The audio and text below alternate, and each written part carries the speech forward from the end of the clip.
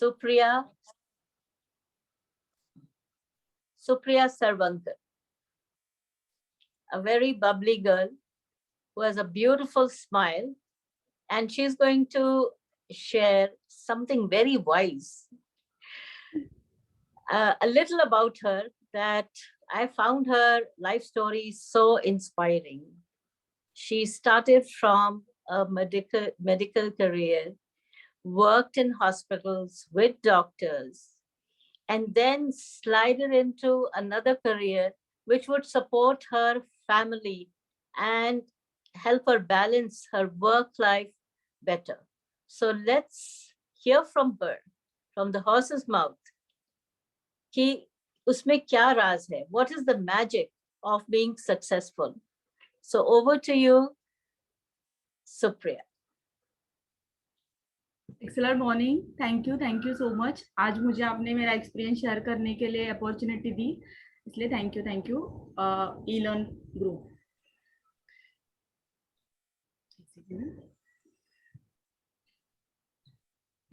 Sharing screen हो रहा है कि नहीं, कोई बता. शेयर हो रहा है ना मेरा स्क्रीन? हाँ जी, यस, प्लीज कंटिन्यू.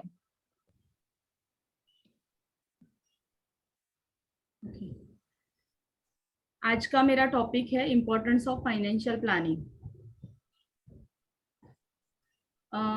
ये मैं ना एक स्टोरी से स्टार्ट करूंगी. उसके पहले मैं एक ऑलमोस्ट मैं 5 पॉइंट आपको बताने वाली हूँ इसके बारे में, जो फाइनेंशियल प्लानिंग के लिए बहुत इंपॉर्टेंट है. वो पॉइंट्स आप नोट कर सकते हो. ये स्टार्ट करने से पहले मैं एक बात बोलती हूँ कि फाइनेंशियल जो हमारे लाइफ में है ना, 95% प्रॉब्लम्स है वो फाइनेंस की वजह से है, और बाकी जो प्रॉब्लम्स है ना 5% वो अलग अलग प्रकार के हैं. पर 95% प्रॉब्लम्स है ना, उसके लिए अगर आपको सॉल्यूशन मिल गया तो हमारा लाइफ एकदम स्मूथ और मस्त हो जाएगा. अभी हम लोग हेल्थ के रिलेटेड अगर कुछ भी प्रॉब्लम रहेंगे तो हम लोग डॉक्टर के पास जाते हैं. अगर हमारे पास अगर कोई लीगली प्रॉब्लम है तो हम लोग एडवोकेट के पास जाते हैं. और अगर हम लोगों को घर में पूजा करनी है तो तभी हम पंडित को बुला के वो पूजा करवाते हैं. पर मैं सोच रही थी कि फाइनेंस रिलेटेड प्रॉब्लम है ना, वो हम लोग अपने मन से ही करते हैं. ऐसा क्यों होता है, ये मैंने मतलब अंदर जाके बहुत स्टडी करके सर्च किया. अगर हेल्थ के रिलेटेड कुछ भी प्रॉब्लम रहेगा उसका हम लोगों को नॉलेज नहीं रहता, इसके वजह से हम लोग डॉक्टर के पास जाते हैं. लीगली हम लोगों के पास कुछ नॉलेज नहीं रहता, इसलिए हम लोग एडवोकेट के पास जाते हैं, राइट ना. पर अगर हम लोग फाइनेंस का बात करेंगे ना, तो अगर हम लोग स्कूल के बच्चों को भी पूछेंगे ना कि आपको मतलब उनको उनके हाथ में अगर हम लोग 500 रुपीज देंगे तो उनको बोलेंगे इसका कैसे यूज करना है आप करो, तो वो कर देंगे. मतलब अगर स्कूल का बच्चा भी ये कर सकता है, मतलब बड़ा होके बाद में वो क्या सोचता है कि मुझे सब कुछ आता है, मैंने बचपन से फाइनेंस को हैंडल किया है, राइट. तो मुझे ऐसे कहना है इसमें कि हम लोग है ना, जब भी कुछ भी फाइनेंस के रिलेटेड ये करेंगे ना, तो हम लोगों को फाइनेंस के एक्सपर्ट से ही राय लेनी है. ये मेरा फर्स्ट सजेशन है. बिकॉज अगर घर पे अगर इंटीरियर करना है ना, तो हम लोग खुद के मन से भी कर सकते हैं. कोई बाद में बोलेगा कि अलमारी आपने यहाँ पे क्यों रखा, यहाँ पे क्यों नहीं रखा, तो उससे कुछ फर्क नहीं पड़ेगा. पर अगर पैसे का अगर इधर उधर हो गया ना, तो हमारे लाइफ में बहुत सारे चेंजेस हो सकते हैं, हमारे फ्यूचर के प्लानिंग में बहुत सारे प्रॉब्लम्स आ सकते हैं. तो मेरा एक स्पेशल सजेशन है कि आपको अगर कुछ भी फाइनेंस रिलेटेड सॉल्यूशन लेना है, प्लानिंग करना है, तो आपको एक्सपर्ट का राय लेना जरूरी है. ये मेरा फर्स्ट पॉइंट हुआ. सेकेंड, मैं आपको एक स्टोरी बताऊंगी. बचपन में हमेशा हम लोग मेले में जाते थे, और हम लोग को मम्मी पापा है ना 100 रुपीज जो समथिंग उनको अफोर्ड होता था वो अमाउंट हम लोगों को देते थे, और बोलते थे कि आप मेले में जाओ और आपको जो करना है वो आप मजा करके आ जाओ. आपको याद रहेगा कि बचपन में जब भी हम लोग मेले में गए थे, जैसे ही हम लोग एंटर करते हैं ना, वहां पे 3-4 शॉप ऐसे एक्साइटेड दिखते हैं ना कि हम लोगों को लगता है कि अरे ये खरीदना चाहिए, ये गेम खेलना चाहिए, या फिर हम लोगों को ये करना चाहिए. और वही 2-3 शॉप्स में ही ना हमारा 100 रुपीज कहाँ पे खर्चा हो जाता था वो हम लोगों को मालूम भी नहीं पड़ता था। अभी आगे जाएंगे ना तो वहां पे बहुत और बढ़िया एक्साइटेड है, मतलब बहुत से जाइंट रहते हैं जहाँ पे हम लोग बहुत एक्साइट होते हो जाते हैं। पर ये एक्साइटेड चीजें करने के लिए ना हमारे पास तभी पैसा नहीं रहता है। अभी हमारा मन है कि हम लोगों को वो ये करना है, पर हमारा पैसा ऑलरेडी खत्म हो चुका है। मतलब हम लोगों ने पहले जो 2-3 शॉप्स में जो एंजॉयमेंट किया ना वो भी हम लोग याद नहीं रखते। हम लोग सोचते हैं कि अभी मुझे ये नहीं मिल रहा है, उसका अफसोस हमारे माइंड में रहता है, राइट ना। अभी इस स्टोरी से हम लोगों को क्या पता चलता है, कोई मुझे फीडबैक देगा? एक्चुअली मुझे ना आई स्क्रीन गेस इसमें ये है कि बहुत सारे और सरप्राइजेस हो सकते हैं, और अगर हमने गलती से पहले ही सारे अपने पैसे खर्च कर दिए, बाद में बहुत रिग्रेट होगा कि ये इससे भी अच्छी चीज थी, इसको मैंने पहले क्यों नहीं देखा। शायद आप इस तरफ जा रहे हैं। यस यस एग्जैक्टली, परफेक्ट बात किया सुनीता मैम ने, थैंक यू थैंक यू। अगर अब हम लोगों को पहले मेले में जाना है ना तो फर्स्ट ऑफ ऑल है ना हम लोगों को पूरा पहले राउंड मार के आना है कि कहाँ कहाँ पे कौन सी चीजें हैं। फिर हम लोगों को देखना है कि हम लोगों को कौन सी चीज ज्यादा अट्रैक्ट कर रही है और वो चीज मुझे करनी है और वो करनी ही है। फिर जाके वो आप एग्जैक्टली कर सकते हो। एक्चुअली हम लोग है ना हमारे लाइफ में भी ना ऐसे ही करते हैं। हम लोग पैसे कमाने में बहुत व्यस्त हो जाते हैं, हम लोग असेट जनरेशन करते रहते हैं और काफी बार ये पैसा हम लोग खर्चा करते करते करते जाते हैं पर प्रायोरिटी कभी सेट नहीं करते। कई बार ऐसा होता है कि ये प्रायोरिटी हम लोग सेट नहीं करने के वजह से ना हमारे लाइफ में जो जरूरत वाली चीजें है ना वो कहीं पे रह जाती है। फिर हम लोग उसका अफसोस करते रहते हैं, पर हम लोग ये नहीं याद रखते कि हम लोगों ने बहुत सारे असेट ली है, हम लोगों ने पहले लाइफ में बहुत एंजॉय किया है, वो सब हम लोग भूल जाते हैं। पर हम लोगों ने जो चीज की नहीं है ना उसका हम लोग गिल्टी फील करते रहते हैं। तो अगर हम लोगों को ये नहीं करना है तो हम लोगों को वो प्रायोरिटीज सेट करनी है और उसके बाद ही हम लोगों को आगे जाना है ऐसे। सेकेंड, ये स्टोरी से मैं यही बताना चाहती हूँ कि आपको हमेशा अपने फाइनेंस के प्रायोरिटी चूज करने हैं। आपको वो सिलेक्ट करना है कि जो आपको एकदम बेसिक प्रायोरिटीज है।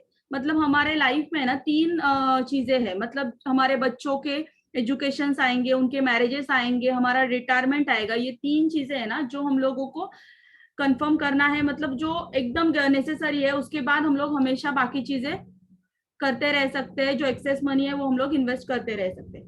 अभी मेरा थर्ड पॉइंट है स्ट्रक्चर ऑफ पिरामिड। अभी ये स्ट्रक्चर ऑफ पिरामिड ना हम लोग ने इजिप्ट में देखा है। इजिप्ट में ना बहुत सारे पिरामिड्स है जो हजारों पुराने ईयर्स हुए हैं। अभी उनको ना नेचुरल कैलेमिटीज भी हिला नहीं सकती। ऐसा क्यों? कोई आंसर देगा मुझे? उनके बेस बहुत स्ट्रांग है। राइट राइट एग्जैक्टली, उनके बेस ना बहुत स्ट्रांग है। इसका बेस स्ट्रांग होने की वजह से ना ये पिरामिड बहुत स्ट्रॉन्गेस्ट तरह वो खड़े हैं वहां पे। अभी हमारे फाइनेंस का भी एक पिरामिड है। ये फाइनेंस का पिरामिड है ना उसके बेस में है ना हमारा इनकम प्रोटेक्शन प्रोविजन होता है। अभी ये जो इनकम प्रोटेक्शन प्रोविजन मीन्स क्या है कि हम लोग हमारे फैमिली के लिए ना एक इनकम जनरेट करते रहते हैं और ये इनकम जनरेट करते हैं ना वो हम लोग उसका प्रोटेक्शन करना हमारे लिए जरूरी है। अभी उसमें क्या आता है, हेल्थ इंश्योरेंस है। अगर आपके पास 2-3 लाख का हेल्थ इंश्योरेंस है तो वो आपको पता है ये कोरोना सिचुएशन में एक्चुअली वो प्रॉपर नहीं है। आप एक भी एक भी अगर व्यक्ति हमारे फैमिली का एडमिट होता है ना तो 8 to 10 लाख कहीं पे भी नहीं जाएंगे। मतलब 10 लाख अगर जमा करना है ना तो 10 साल भी लगेंगे, 20 साल भी लगेंगे, पर वो खर्चा करना है अगर मेडिकल एक्सपेंसेस के लिए तो उसके लिए 2 सेकेंड भी नहीं लगते। तो हमारे पास सफिशिएंट हेल्थ इंश्योरेंस होना चाहिए।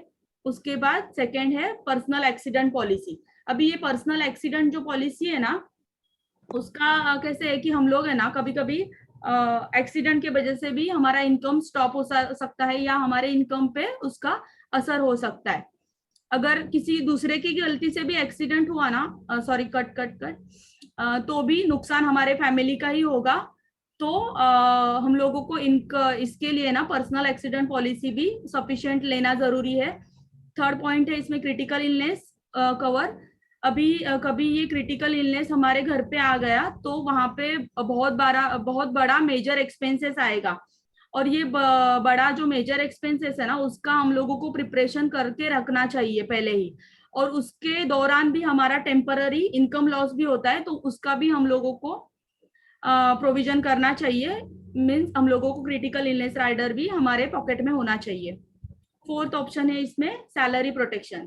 अभी हम लोग जो सैलरी जनरेट कर रहे हैं एवरी मंथ, हम लोगों को एक एक्स अमाउंट आ रही है, मतलब वो जॉब कर रहे हैं या कोई बिजनेस भी कर रहे हैं, तो उसका हम लोगों को सैलरी का प्रोटेक्शन होना चाहिए। वो सैलरी है ना, हमारे फैमिली को हमेशा आती रहनी चाहिए, इसका भी हम लोग प्रोविजन मतलब। और अनफॉर्चुनेटली अगर इस दुनिया को छोड़ के जाने की बात हुई तो हम लोगों का सैलरी हमारे फैमिली के लिए कंटिन्यूअस आते रहे, ये ही है सैलरी प्रोटेक्शन। अभी हमारा नेक्स्ट स्टेप्स है कि रिस्क फ्री ग्रोथ। अभी यहाँ पे हम लोग रिस्क फ्री ग्रोथ में आएगा बैंक एफडी और हमारा पीपीएफ, एंडोमेंट्स जो पॉलिसीज रहता है, पोस्टल स्कीम्स रहता है, इसमें हमारा कैपिटल गारंटेड रहता है, उसमें ऑलमोस्ट 5 to 6% ही हम लोगों को इंटरेस्ट मिलता है, और ये इन्वेस्टमेंट हम लोग इस जगह पे कर सकते हैं। हमारा थर्ड है ग्रोथ विथ रिस्क। यहाँ पे हम लोगों को गेन भी मिलेगा, लॉस भी होगा, ये है म्यूचुअल फंड और गोल्ड। अभी गोल्ड का कैसे रहता है, ट्रेडिशन के हिसाब से हमारे पास मैरिज के ड्यूरेशन में गोल्ड का होता है इन्वेस्टमेंट, प्लस हम लोग ज्यादा भी करते रहते हैं। और हमारा फोर्थ है high growth and high risk. अभी यहाँ पे हम लोगों को हमारा मनी है ना, वो एक महीने में डबल भी हो सकता है, या हमारा जो कैपिटल है वो जीरो या निगेटिव में भी जा सकता है। इसमें आता है हमारा शेयर्स और रियल इस्टेट। अभी यहाँ पे कैसा, ये फाइनेंस का पिरामिड है ना, ये स्टैंडर्ड प्रोसीजर ऐसा है, पर यहाँ पे हमारे इंडिया में है ना, हम लोग एग्जैक्टली ऐसे चलते हैं। मतलब कैसे है, जैसे कोई एक व्यक्ति है जो अपना अर्निंग स्टार्ट करता है, वैसे ही ना उसके फैमिली मेंबर्स उसके पीछे पड़ते हैं कि अभी आपको प्रॉपर्टी लेनी है, आपको शादी से पहले वो प्रॉपर्टी लेनी है। तो उसका क्या होता है कि उसने प्रॉपर्टी परचेस करने के लिए ना, वो जो फंड भी लेता है ना डाउन पेमेंट के लिए, जो मम्मी पापा ने जो एफडीज आरडीज किए रहते हैं ना, वही अमाउंट वो वहां पे डाउन पेमेंट करता है। उसके बाद उसका जो सैलरी का 50 to 60% अमाउंट उसके ईएमआई में जाता है। मतलब बाकी सब प्लानिंग्स करने के लिए ना उसके पास पैसा ही नहीं बचता। उसके बाद उसको ये करने के बाद अगर 50-60% उसका ईएमआई में गया, और उसके बाद भी अगर उसको सेविंग करना है, तो भी फिर वो क्या सोचता है कि मुझे शेयर्स में इन्वेस्टमेंट करनी है और म्यूचुअल फंड में इन्वेस्टमेंट करनी है। तो यहाँ पे जब ये इन्वेस्टमेंट होती है ना, तो धीरे धीरे वो 35 क्रॉस कर देता है। उसके बाद उसको लगता है कि मेरी फैमिली है, मेरे बच्चे हैं, उनके फ्यूचर के लिए मेरे पास एफडीज होनी चाहिए, जो उनके एजुकेशन के लिए काम आएगी, उनके फ्यूचर के लिए काम आएगी। उसके बाद वो सोचता है कि 5 to एफडीज में जाएगा, या और कौन से ऑप्शंस जो रहेंगे, पीपीएफ है या पोस्टल स्कीम है, उसमें वो इन्वेस्ट करना स्टार्ट कर देता है। उसके बाद लास्ट में है ना, उसका मतलब ये जो है ना इंटरेस्ट 5 to 6%, उसमें उसको जरा भी इंटरेस्ट नहीं है, क्योंकि वो विदाउट रिस्क इन्वेस्टमेंट है, इसलिए उसमें उसको इंटरेस्ट नहीं है। इंश्योरेंस का तो बात ही छोड़ो, उसको इंश्योरेंस करना मतलब उसको लगता है कि ये बाद में किया तो भी चलेगा, अभी टाइम है। और हम लोग ऐसे देखते हैं कि उनको लगता है कि ये प्रॉब्लम आएगा ना, तो वो हमारे घर पे नहीं आएगा, वो बाजू के घर पे आएगा, और यहाँ पे हमारा बेस वीक हो जाता है। अभी ये बेस यहाँ पे वीक होने की वजह से, एक तो ये पिरामिड है ना, ये राइट साइड में या लेफ्ट साइड में कहीं पे भी वो गिर सकता है। तो हम लोगों को ना ये हमारा बेस बहुत स्ट्रॉन्ग करना है, जिसमें आपका इनकम प्रोटेक्शन प्रोविजन 100% होना चाहिए, और उसके आगे जाके आपका रिस्क फ्री ग्रोथ है, उसमें भी डाइवर्सिफिकेशन होना चाहिए। जो ग्रोथ रिलेटेड है, जो हाई रिस्क प्रोडक्ट है, उसमें भी हमारा इन्वेस्टमेंट होना चाहिए। तो हम लोग वो स्टेप बाय स्टेप जाएंगे, तो हमारा बेस बहुत स्ट्रॉन्ग रहेगा। ये मेरा अभी फोर्थ पॉइंट है, thumb rule of financial planning. अभी ये जो थंब रूल है ना फाइनेंशियल प्लानिंग, वो मतलब ऐसा एक रूल की तरह है, जैसे ट्रैफिक के रूल्स रहते हैं उसी तरह है। अगर हम लोग इसको फॉलो नहीं करेंगे तो हम लोगों को फाइनेंस के प्रॉब्लम्स आ सकते हैं। इसमें कैसा है कि हम लोग एक एक्स अमाउंट अगर इनकम जनरेट करते हैं तो उसका 30% हमारा इन्वेस्टमेंट है वो हमारे हाउस होल्ड एक्सपेंसेस में जाना चाहिए, जो घर के खर्चे रहते हैं उसमें जाना चाहिए। 30% हमारा लोन्स एंड EMI होगा तो चलेगा, पर आज के तारीख में 50 to 60% यंगर जनरेशन का EMIs है और उसकी वजह से बाकी प्लानिंग वो कुछ भी कर नहीं पाते। 10% हम लोगों को लाइफस्टाइल के लिए भी रखना है, क्योंकि कैसा है कि अगर हम लोग अभी की लाइफ नहीं जिएंगे तो फायदा नहीं ना। तो हम लोगों को वीकली जब भी हम लोग होटलिंग करते हैं या कुछ भी एक्सपेंसेस करते हैं, ईयरली 1-2 बार हम लोगों को बाहर घूमना भी पसंद है, तो उसके लिए हम लोग ये 10% इन्वेस्टमेंट करेंगे तो अच्छा है। और 30% है ना वो हम लोगों को कंपलसरी हमारे फ्यूचर सेविंग्स के लिए रखना है। अभी ये 30% है ना, उसका डिस्ट्रीब्यूशन कैसे होना चाहिए कि 10% है जो हमारे शॉर्ट टर्म्स गोल है।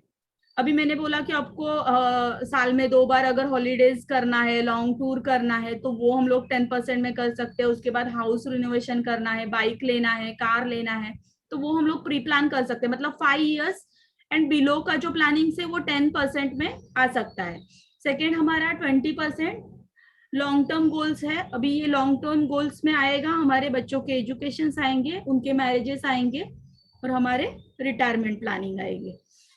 तो यहाँ पे जो थंब रूल दिया है ना 30, 30, 10 और 30, इस हिसाब से हम लोगों को जाना है। मतलब 30% हम लोगों को इन्वेस्टमेंट करना है, बाकी 70% आप अपने आप पे या किसी प्रकार भी वो खर्च कर सकते हो। पर आपके लाइफ में जो 30% है वो आप रेगुलर अगर सेविंग करते हो तो आपको फ्यूचर रिलेटेड कुछ भी प्रॉब्लम्स नहीं आएंगे।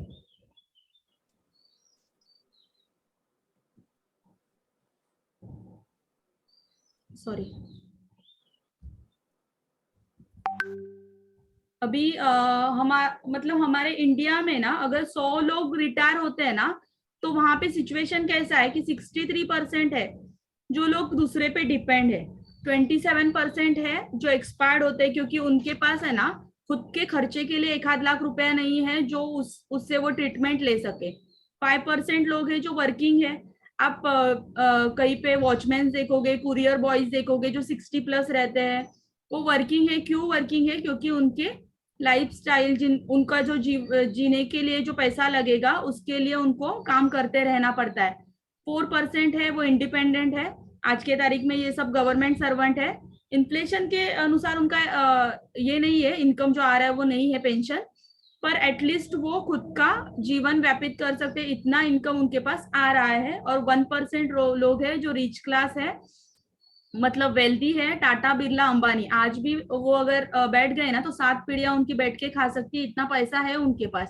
पर आज भी वो रुक नहीं रहे, उनका कंटिन्यूअसली बिजनेस डेवलपमेंट का सब चालू है। अभी हम लोग हमारे लाइफ में 35 to 40 years काम करते हैं, उसके बाद भी हमारे इंडिया में ऐसा सिचुएशन क्यों है?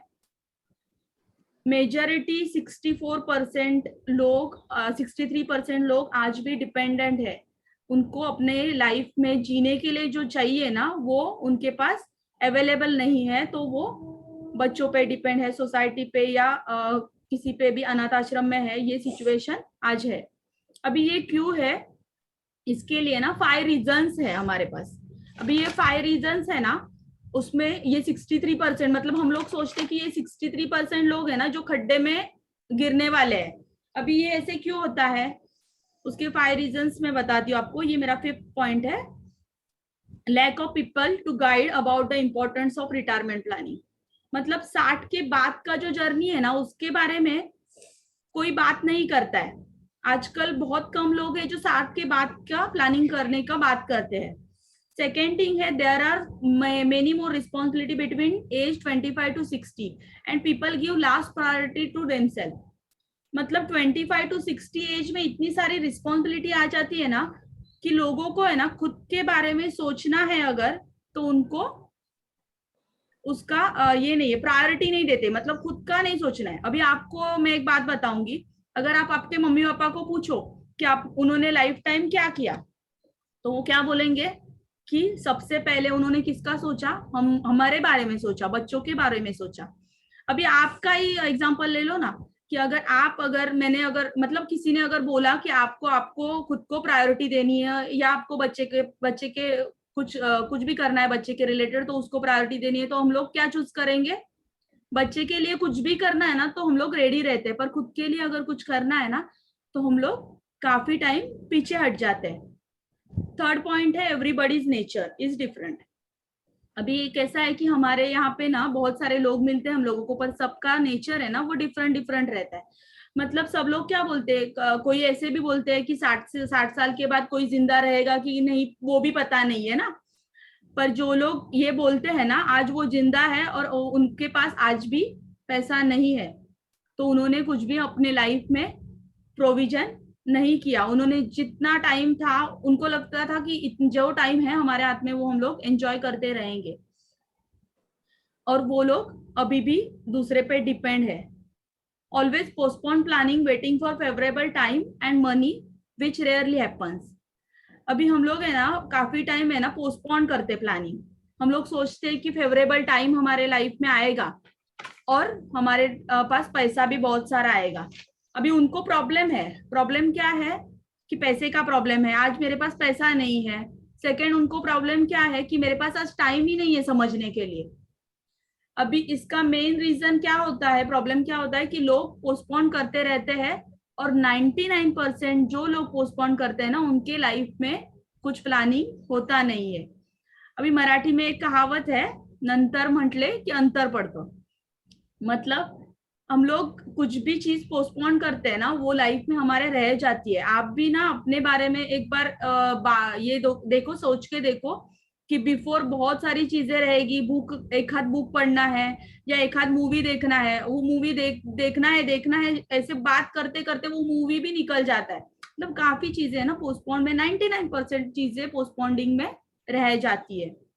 अभी लास्ट रीजन है no one pursued them to plan and act immediately. अभी आपके पास ऐसा कोई व्यक्ति नहीं है जो आपके पीछे पड़ के ये करवा के ले, क्योंकि है ना आप खुद है ना 60 के बाद में का जर्नी है ना आगे आने वाला, उसके बारे में कभी नहीं सोचोगे। किसी से ये मतलब किसी को तो आपके पीछे पड़ के ये करवाना जरूरी है। अगर ऐसा व्यक्ति आपके लाइफ में आ गया तो वो आप कर सकते हो। अगर ऐसा व्यक्ति आता था तो अभी मतलब इंडिया का सिचुएशन भी ऐसा नहीं रहता था। मतलब 63% जो डिपेंडेंट है आज ये सिचुएशन नहीं रहता था। अभी हम लोगों को ना दो टाइप्स के लोग दिखते हैं, एक रहते हैं अनऑर्गेनाइज्ड और एक ऑर्गेनाइज्ड। अभी ये ऑर्गेनाइज लोग क्या करते हैं, जब भी हमारा सैलरी आएगा ना तो उसमें से पहले सेविंग्स है उसको बाजू में करते हैं, और फिर बाद में जो एक्सपेंसेस है ना वो करते हैं। क्योंकि कैसा रहता है 10,000 जो सैलरी लेता है ना वो भी आज के तारीख में अपना घर चला रहा है, पर एक उसमें से भी वो बचत कर रहा है 2,000। पर 1 लाख जो कमा रहा है ना उसके हिसाब से उसके एक्सपेंसेस है, उसका लाइफस्टाइल है, वो आज के तारीख में वो मतलब उसका भी प्लानिंग नहीं हो रहा है सेविंग का। मतलब ऑर्गेनाइज और अनऑर्गेनाइज में यही डिफरेंस है। अनऑर्गेनाइज लोग क्या करते हैं, इनकम जैसे आएगा ना तभी पहले तो इनका मतलब एक्सपेंसेस का काउंट करेंगे कि चलो लाइट बिल भरना है मुझे, मेरे घर का इतना एक्सपेंसेस मुझे वाइफ को देना है, मुझे ये सब करना है, ये सब एक्सपेंसेस लाइन अप करेंगे, और उससे अगर कुछ बचा तो वो सेविंग का सोचते हैं। मतलब हम लोगों को भी ऑर्गेनाइज होना पड़ेगा, और किसी एक्सपर्ट का सॉल्यूशन लेके हम लोग ये कर सकते हैं। लास्ट टाइम हो गया ना ऑलमोस्ट, मैंने फास्ट लिया। Don't worry, please carry on. Okay, last अभी एक वीडियो प्ले करके मैं मेरे स्पीच को विराम दूंगी।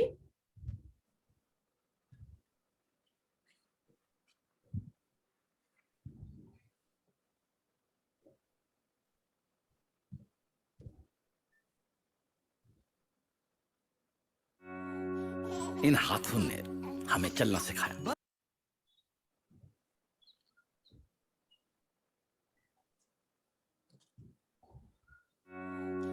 इन हाथों ने हमें चलना सिखाया। बरसों से ये रिश्ता कायम, मुश्किलों से लड़ने का जज्बा जगाया, बरसों से जिम्मेदारी निभाने का पाठ पढ़ाया, और अटूट विश्वास का एहसास दिलाया। इन्हीं हाथों ने वक्त के संग रिश्तों को संजोया, बरसों का तजुर्बा अपने पन्ने पे रोया, देश की उन्नति में हाथ बटाया और खुशियों से घर घर को सजाया।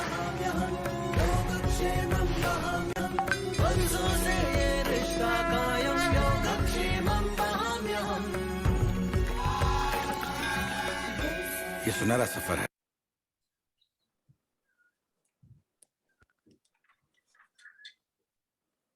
थैंक यू सो मच, आपने बहुत अच्छे से मेरा ये स्पीच सुना और जो कुछ मैंने बताया है, जो मेरे एक्सपीरियंस से बताया है, कुछ भी गलती हुई हो रहेगी तो आप मुझे माफ कर दो। Thank you. This was so sweet and so special. A little girl talking so wise and giving us all the correct wisdom, the correct way of living our life and not regretting later. I hope everyone has benefited a lot from our two experts today. Now I open the forum for any questions